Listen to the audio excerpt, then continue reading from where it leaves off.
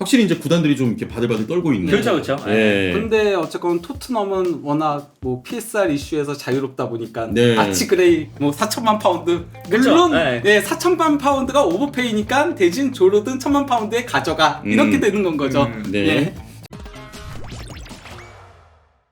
빅6 이적 시장을 좀 살펴보도록 하겠습니다. 이게 사온 선수, 데려온 선수들인데 이게 큰 특징은 첼시와 토트넘은 조금 움직임들이 있고 맨유, 아스널, 리버풀, 맨시티는 없어요, 움직임들이. 예. 예, 그래서 이거 이유를 좀 이야기해봐야 될 것 같아요. 왜 그런지. 그래서 이게 첼시와 토트넘 좀 바쁘게 움직이는데 특히 좀 궁금한 건 리버풀 같은 경우는 새 감독이 왔음에도 불구하고 전혀 움직임이 없다. 왜 그런지 지금부터 좀 살펴보도록 하겠습니다. 예. 뭐 일단은 첼시가 굉장히 많이 영입을 한 걸로 보이긴 하지만은 네. 저게 약간의 허수가 있어요. 그러니까 영입한 거보다 판매한 게 더 많아요. 아, 지금 이제 영입을 저희가 띄워드렸는데 예. 판매한 선수들이 더 많다. 그렇죠. 음. 그러니까 이게 PSR 이슈 때문에 상당히 많이 팔고 어린 선수들만 영입했어요. 그 토신 제외하고. 네. 토신 아다라비오도 물론 저 선수도 어린 선수예요. 저 선수도 어리지만은 저 선수는 그래도 프리미어리그에서 어느 정도 검증된 선수잖아요. 근데 저것도 공짜니까 영입을 한 건 거고 나머지는 다 어린 선수들을 영입을 한 거거든요. 그래서 네. PSR을 조금 넘어서려고 한 거고 토트넘은 사실 그리고 또 이제 베리발 같은 경우는 지난 여름에 이미 영입을 한 거잖아요. 현재 아치그레이밖에 없는데 저것조차도 역시나 리즈가 PSR 이슈가 있었기 때문에 6월 30일까지 팔아야 됐어가지고 그래서 그런 거예요. 네. 그렇기 때문에 사실 아스널, 리버풀, 그러니까 뭐 아스널하고 맨시티 같은 경우는 완성이 좀 어느 정도 된 팀들이긴 하잖아요. 그러니까 뭐 유로까지도 보고 그러면서 조금은 영입하려고 하는 거고, 리버풀 같은 경우는 어쨌건 간에 뭐 감독 부임하고 아직 온 지도 그렇게 얼마 되지 않았으니까 조금은 이제 대화도 하고 해야 돼서 그런 게 아닌가 싶긴 합니다. 네. 아무래도 이제 유로도 지금 치러지고 있는 상황이기 때문에 이런 좀 시점이 끝나면 또 영입들이 막 다양하게 이루어지겠죠. 그러니까 기본적으로 유로가 안 끝나서 그렇죠. 네. 유로가 안 끝나서 지금 유로에 특히나 참가하는 선수들이 좀 굵직한 선수들이 많은데 우리가 지금 보고 있는 빅6면 굵직한 선수들을 영입할 거 아니에요. 네. 최소한. 근데 이제 그 지금 더리우트 같은 경우도 더리우트가 유로에 참가하고 있으니까 에이전트 쪽하고만 얘기하고 있는 상황이거든요. 그러니까 그런 것처럼 선수가 개입돼서 지금 뭘 할 수 있는 상황이 아니기 때문에 유로 끝나고 혹은 뭐 코파 끝나고 그때부터가 이제 진짜 시작이 될 거다. 네. 뭐 사비 시몬스도 이미 에이전트랑은 대화가 다 끝났대요. 바이언하고. 그쵸, 네네. 예, 근데 이제 이 선수의 결정만 남아 있다. 그리고 또 이제 파리 생제르맹 그리고 PSV랑 조금은 이제 그 완전 이적과 관련한 그런 협상이 필요하다 이런 보도들이 나오고 있습니다. 네. 자, 지금 현재까지 이제 빅6 팀들의 이적 상황을 저희가 좀 보여드리면서 아무래도 이제 유로도 껴있다 보니까 이제 유로 대회가 어느 정도 마무리가 되면 좀 바쁘게 움직일 것 같다 이런 말씀을 좀 드리고 있는데 근데 최근에 이제 막 유망주 팔고 이런 게 참 많았잖아요. 그 그렇죠. PSR이 어찌됐건 굉장히 큰 흐름으로 좀 온 것 같아요. 구단들에게. 예.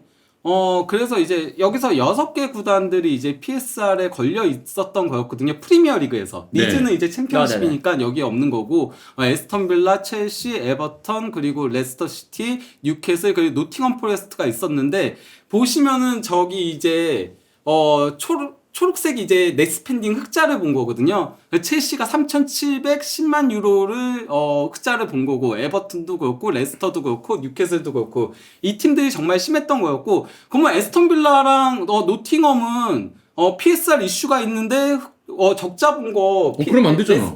그렇게 얘기할 거 아니에요. 네. 이게 근데 계산이 다른 거예요. 그러니까 에스턴 빌라가 선수 영입에 쓴 돈이 8천만 유로인 거고 예. 선수 판매에 쓴 게 대략 6천만 유로인 거거든요. 근데 판매는 일시불로 돈이 들어와요.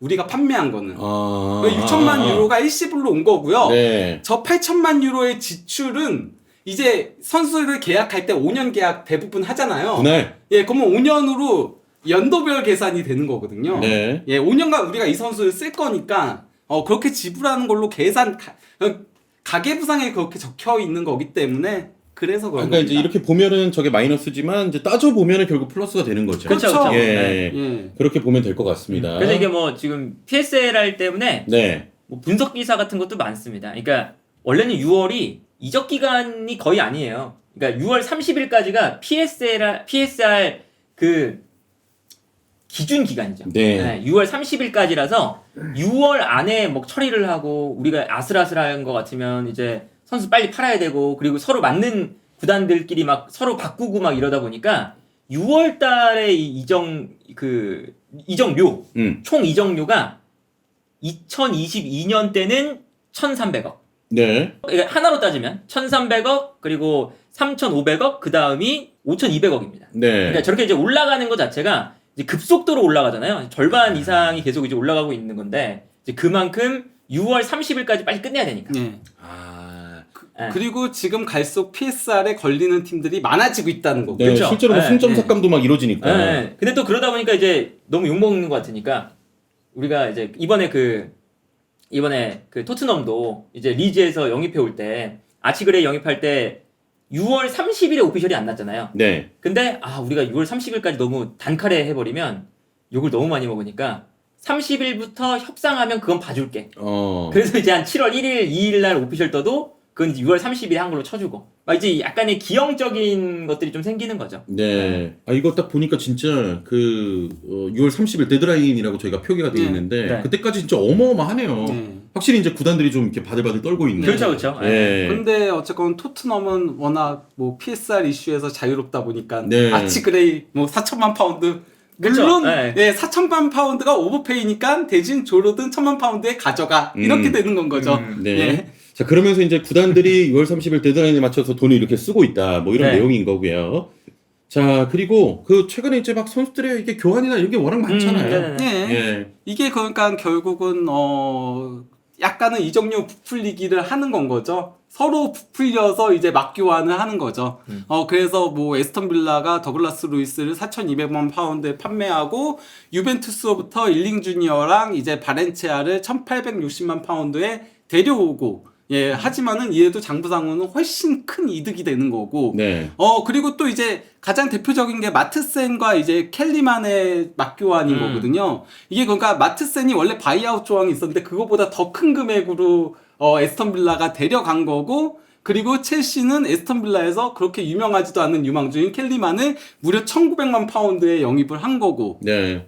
그 외에도 뭐 듀스버리 올 같은 경우는 그래도 어느 정도 보여준 선수라고 하지만은 이제 골딩은 그렇게 보여준 선수가 아닌데 500만 파운드에 이렇게 뭐 데려가고 약간 좀 이런 식으로 맞교환들이 계속 있었던 겁니다. 네. 예. 저희도 계속 유망주들의 맞교환 네. 부풀리고 이제 이렇게 판매하는 그렇죠. 이런 것들. 요게 이제 근데 이제 뭐 토트넘하고 이제 브라이턴 같은 팀들은 PSR에서 자유롭다 보니까 그냥 비싸게 영입을 해주는 거죠. 유망주 네, 그쵸, 선수를. 그쵸. 네. 예. 이게 또 뭐 일종의 좀 뭐 꼼수 같기도 하고. 꼼수죠. 네. 사실은 뭐 이게 이렇게 하는 이유가 기본적으로 영입이 되면 그 되는 순간부터 계약 기간에 나눠요. 그러니까 뭐 네. 이제 10만 원에 샀는데 계약 기간이 5년이다. 그러면 1년에 2만 원씩 나가는 거거든요. 그러니까 이게 지금 재정이 좀 부족하니까 이적료는 일단 이적료 빨리 받아서 네. 이거 메꾸고 약간 대신에 이제 너네 선수를 우리가 조금 비싸게 사서 우리는 좀 약간 할부로 나눠서 이제 나중에 그렇지. 좀 이제 이적 시장에 대해서 좀 여유를 가질게. 네. 그러니까 이런 건데 이게 이제 뭐 어찌 보면 이제 꼼수라고 볼 수 있지만 어쨌든 뭐 허점이니까 아마 뭐 PSR이 사실은 이게 이런 좀 쓸데없는 이적들이 네. 많아진다는 게 좋아 보이진 않다. 네, 그렇습니다. 아무튼 뭐 각 구단들이 지금 PSR 요 규정을 좀 회피하고자 여러 가지 지금 방법으로 이렇게 거래가 되고 있고 유럽 끝나면 이제 본격적인 또 이적 시장이 열릴 것 같고. 그렇죠. 네. 네. 아마 뭐 진짜 우리가 뭐 기대하는 막 그런 스타 선수들 영입 있죠. 네. 그런 거는 이제 그때부터. 그치, 유럽 좀 잠잠해, 끝난 다음부터. 지금은. 네. 아니 그리고 이제 이왕 이적 시장 얘기 나와서 말인데 손흥민 선수 아직 이렇게 뭔가 공신력 있는 매체에서 나온 건 없죠? 그쵸. 네. 네. 손흥민 선수도 뭐 아직 딱히 얘기 나온 건 없고 뭐 아직 뭐 우리가 모르는 사이에 얘기는 되고 있겠죠 늘. 예. 그렇죠. 손흥민 선수와 토트넘 구단의 재계약을 어떻게 할 것이냐. 예. 네. 저는 그러니까 아직까지 얘기가 만약에 그러니까 몇몇 이제 공신력이 낮은 매체들에서 뭐 1년 연장 옵션을 발동할 것이다라는 얘기들이 있었잖아요. 네. 그러니까 풋볼 인사이더 같은 데에서 네. 그랬다면은 이미 발표가 됐을 거라고 생각을 해요. 아직까지도 발표가 안 되고 있는 걸 보면은 저는 그러면은 이거는 재계약 협상 중이 아닐까라는 추측을 하고 있습니다. 네. 예, 약간 근데 그게 조금은 서로 간에 이견차가 있어서 조금은 시간이 끌리는 게 아닌가 그렇게 생각이 듭니다. 네, 그러다가 만약에 좀 안 되면은 그러면은 1년 연장 옵션을 발동할 가능성이 있는 거죠. 그 공식력 없는 매체에서 뭐 되게 많이 나오더라. 뭐 사우디 얘기도 또 나오고. 예. 뭐 할 얘기가 없어서 네, 빨리 뭘 해야 되잖아요. 아 근데 진짜 풋볼 하는 인사이더가 손흥민 선수를 굉장히 사랑하나 봐요. 어. 손흥민 선수에 관련한 그 기사가 유난히 거기서만 굉장히 많이 나오고 있거든요. 지금 한 5-6개 나온 것 같은데. 네. 그러니까 아마 걔 보겠죠. 이게 또 그런 사이트들은 나라별로 그게 떠요. 트래픽이. 예, 트래픽. 한국에서 아, 이거 쓰니까 한국이 야, 먹힌다. 한국에서 깨우네. 기자들이 한국에서 깨우네 이거. 네. 해봐야겠네 이러면서 하고 있지 않나? 알겠습니다. 뭐 손흥민 선수는 뭐 이제 계속 나올 거예요. 공신력 있는 매체가 나오면 저희가 또 전해드리도록 네. 하겠습니다. 이렇게 이제 빅6 중 이적 시장을 좀 살펴보고 있고, 그럼 지금까지 좀 잘 보낸 팀은 아무래도 PSR을 규정해서 자유로운 토트넘이라고 봐야겠습니까?